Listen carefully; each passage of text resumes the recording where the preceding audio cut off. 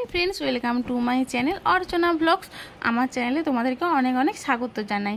তো প্রায় 6 মাস পরে আজকে বড়বাবু বাড়ি আসছে, তো সেই জন্য ভাবলাম যে বিছানার বেডশিটটা একটু চেঞ্জ করে নতুন বেডশিটটা পাতি। আর দেখো এখানে আগের বেডশিটটা তুলে নেওয়ার পরে সোনা মাম্মা কি সুন্দর পালঙ্কের উপর খেলছে। আর এদিকে দেখো বেডশিটটার চারপাশে আমি একটু ছোট ছোট করে গিট মেরে নিচ্ছি। বেডশিটের চারপাশে যদি গিট মেরে তারপরে বেডশিটটা পাতো তাহলে কিন্তু বেডশিটটা বেশ ভালো টাইট থাকে, সহজে খুলে যায় না। তো এইটা কিন্তু আমাকে বড়বাবুই শিখিয়েছিল, ওদের ওখানে এইভাবেই ওকে বেডশিট পাতা শিখিয়েছিল, তো সেই রকম আমাকে বলেছিল। তো আমি ওই রকমভাবেই বেডশিটটা পাতছি। আর এদিকে দেখো এটা হচ্ছে রিয়া, এটা হচ্ছে আমার জায়ের মেয়ে। ও সোনা মামাকে নিয়ে এসেছে, ওকে আমি খাইয়ে দিলে তারপরে ও সোনা মামাকে নিয়ে চলে যাবে। তো দেখো এখানে আমি বেডশিট আর বালিশের ওয়ার সমস্ত কিছুগুলোই পরিয়ে নিচ্ছি। তারপরে আমি সোনা মামাকে খাইয়ে দিয়েছিলাম। সোনা মামাকে খাওয়ানোর পরে আমার জায়ের মেয়ে রিয়া ওকে নিয়ে চলে গিয়েছিল, কারণ দেখো তারপরে আমাকে রান্না করতে হবে। তো এখানে দেখো আমি আনাজগুলো কাটতে চলে এসেছি। আনাজপত্র যা যা বাড়িতে ছিল সেগুলোই আমি কাটাকাটি করছি। আর বড়বাবু অনেক দিন পরে আসবে, কিন্তু মাংস করব না, মাছ করব, কারণ আজকে অতটা জার্নি করে আসবে। তো সেই জন্য মাংসটা খাওয়া ঠিক হবে না যদি গ্যাস অ্যাসিড হয়ে যায়, সেই জন্য ভাবলাম যে মাছই করব।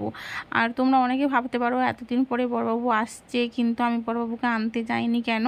তার একটাই কারণ হলো, দেখো বাড়িতে আমি একা, তো বড়বাবুকে আনতে গেলে রান্নাটা কে করবে বলো। আমার শাশুড়ি মা আমার ননদের বাড়ি গিয়েছে, ননদের শরীরটা ভালো নয় সেই জন্য। আর আমি পুরোপুরি একা রয়েছি, তো সমস্ত কিছু রান্না বান্না করতে হবে, বাবাকে খেতে দিতে হবে। আমি যদি চলে যাই তাহলে কে এগুলো করবে বলো। সেই জন্য বড়বাবুকে আনতে যেতে পারিনি। আর দেখো এখানে না আমার ফেসটা সেভাবে উঠেনি, কারণ আমি নিজে নিজে ভিডিও করেছিলাম, ভিডিও করে দেওয়ার কেউ ছিল না। তো সেই জন্য আমি যখন একা একা শ্যুট করবার পরে ভিডিওগুলোও পরে দেখি না, তখন দেখেছিলাম যে ফেসটা উঠেনি।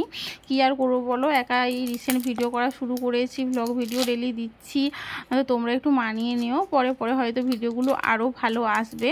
তো দেখো তোমাদের সাথে কথা বলতে বলতে আমার প্রায় সমস্ত আনাজই কাটা হয়ে গিয়েছে। তারপরে আমি রান্নাও করে নিয়েছিলাম। আজকে রান্না করেছি হচ্ছে মাছের ঝোল করেছি, বৈতালের ঘন্ট করেছি, আর 3 রকমের ভাজা করেছিলাম, কাঁকরোল ভাজা, পটল ভাজা এবং বেগুন ভাজা।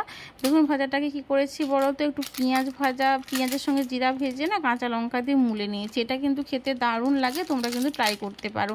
তারপরে দেখো বড়বাবু চলে এসেছে। বড়বাবু এসে একটু গায়ে ঝাঁটা বুলিয়ে দিয়েছিলাম, কারণ বাড়িতে ছোট বাচ্চা আছে, তো ও এতটা জার্নি করে এসেছে, তো সেই জন্য ঝাঁটা বুলিয়ে দিয়েছিলাম। তারপরে ও দেখো ড্রেস চেঞ্জ করেনি, ও সোনা মামার জন্য নিয়ে এসেছিলো একটা পুতুল, তো সেইটাই সোনা মাকে দিচ্ছে। আর সোনা মা তো ওকে সেভাবে চিনতে পারেনি, তো একবার ওর দিকে আর একবার পুতুলটার দিকে দেখছিল আর কি, মানে একটু ভয় ভয় করছিল আর কি।